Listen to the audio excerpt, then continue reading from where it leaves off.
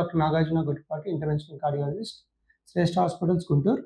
ఈరోజు అందరూ సమ్మర్‌లో మనకి కొబ్బరి నీళ్ళు బాగా ఇష్టంగా తాగుతారు. కానీ మీకు తెలుసా? ఒక లిమిట్ దాటితే కొబ్బరి నీళ్ళు గూడా హాని అని.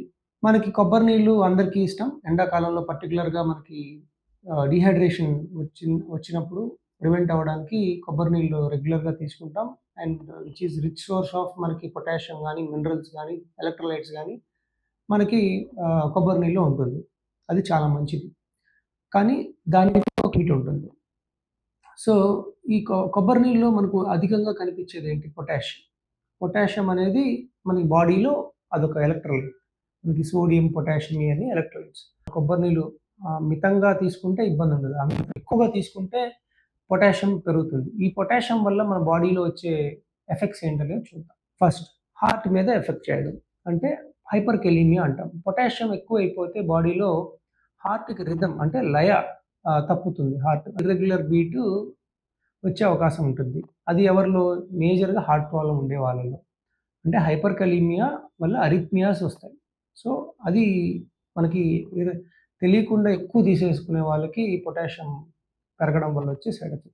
నెక్స్ట్ కిడ్నీ ప్రాబ్లమ్ ఉండే వాళ్ళకి స్వతహాగా పొటాషియం మెటబలైజేషన్ కొంచెం ఇబ్బందిగా ఉంటుంది. అంటే మామూలుగా మనకి కిడ్నీస్ మన బాడీలో ఉండే సాల్ట్‌ని గానీ, పొటాషియంని గానీ అది కరెక్ట్‌గా వేరే చేసుకొని ఎంత కావాలో అంతే బాడీలో ఉంచి మిగతాది బయటికి పంపించేస్తుంది.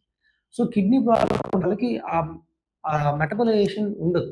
అంటే బ్యాలెన్సింగ్ యాక్ట్ ఉండదు. సో, బాడీలో పొటాషియం ఎక్కువ చేరిపోవడం వల్ల మళ్ళీ కిడ్నీ గానీ, తర్వాత మళ్ళీ హార్ట్ గానీ ఎఫెక్ట్ అయ్యే అవకాశం ఉంటుంది. నెంబర్ 3 ఎక్కువ తీసుకోవడం వల్ల మనకి హార్ట్ పేషెంట్స్‌కి గానీ, తర్వాత బీపీ వాళ్ళకి కానీ వాటర్ ఓవర్ కన్జంప్షన్ అంటే లిక్విడ్ ఉంటుంది కదా! అది ఎక్కువ ఓవర్ కన్జంప్షన్ వల్ల బీపీ పెరగడం, కొంచెం హార్ట్ ఫెయిల్యూర్ సింప్టమ్స్ వర్సెన్ అవ్వడం ఉంటుంది. కొబ్బరి నీళ్ళు లిమిట్ అంటే రోజుకి 1 లేదంటే 2 గ్లాసులు తీసుకోవడం మంచిది. ఎందుకంటే మనకి బీపీ అన్నీ కూడా కంట్రోల్ ఉంటుంది. అదే 4, 5 గ్లాసులు తీసుకోవడం, ఇంకా వాటర్ బదులు ఇంకా కొబ్బరి నీళ్ళే తాగడం అనేది హానికరం. 4వది షుగర్ పెరుగుతుంది. కొబ్బరి నీళ్ళలో కూడా నేచురల్‌గా ఉండే షుగర్స్ ఉంటాయి. సో, ఇది మనం మితంగా తీసుకోనప్పుడు షుగర్ గూడా పెరిగే అవకాశం ఉంటుంది. కొబ్బరి నీళ్ళు తీసుకుంటున్నాము.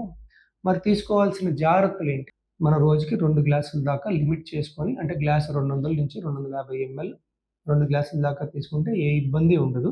అదే ఒకేసారి కాకుండా ఎప్పుడన్నా మనం పొద్దున బయటికెళ్ళినప్పుడు గానీ ఒకేసారి 2, 3 గ్లాసెస్ కాకుండా మనం దాన్ని కొంచెం సెపరేటెడ్‌గా ఉంచితే మన బాడీ దాన్ని హ్యాండిల్ చేయగలదు. మీకు నిజంగా ఒక షుగర్ గానీ, కిడ్నీ ప్రాబ్లమ్ కానీ, హార్ట్ ప్రాబ్లమ్ గానీ ఉన్నప్పుడు హార్ట్ డాక్టర్ గానీ, కిడ్నీ డాక్టర్ గానీ కన్సల్ట్ అవ్వండి.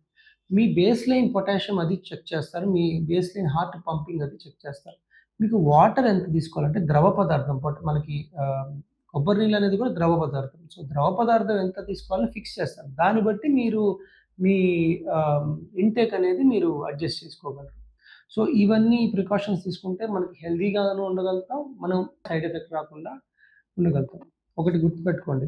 ఏదన్నా బియాండ్ ఎ లిమిట్ మనకి మంచిది కాదు. లిమిట్‌లో చేస్తే మనకి హెల్తీగానే ఉంటాం. మన హెల్త్ అనేది ఫైన్ బ్యాలెన్స్‌లో ఉంటుంది. ఆ బ్యాలెన్స్ మన బాడీ చూసుకుంటుంది. ఆ బ్యాలెన్స్ దాటితే బాడీ హ్యాండిల్ చేయలేదు. కాబట్టి మనం ఏదన్నా మితంగా చేస్తే హెల్తీగా ఉంటాం. Thank you.